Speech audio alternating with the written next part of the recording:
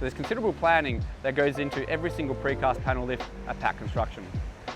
That process essentially starts with inducting every single contractor into PACT Construction's precast panel induction process. So during every single lift, we toolbox and we pre-start all our contractors involved in that process, and that will occur prior to the precast panel installation. Once everyone's inducted and we've signed on to the pre-start and toolbox and discussed all potential hazards associated with that lift, we then create a full exclusion zone. One of the processes we do at PACT here on this job is we choose to lift during the Saturday, essentially shutting down one half of the project and also advising our neighbours next door of the precast panel lift. The benefits of precast panels is the fact that essentially they're stored off-site and we can bring them whenever we want.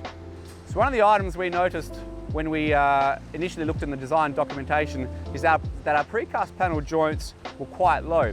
What we thought was that if we were to increase the height of the precast panels, when we install our precast panel, that essentially becomes our edge protection once we install our formwork soffit.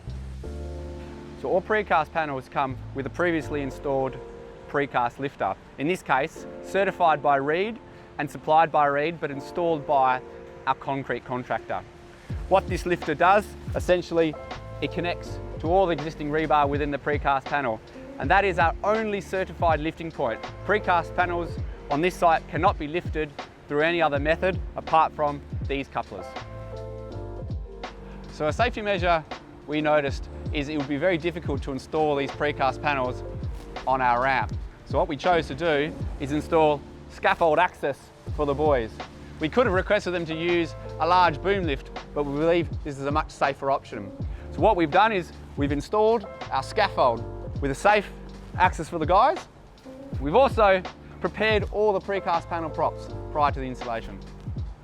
So you'll notice in this case, our riggers felt it would be safer if they were to double support the precast panels.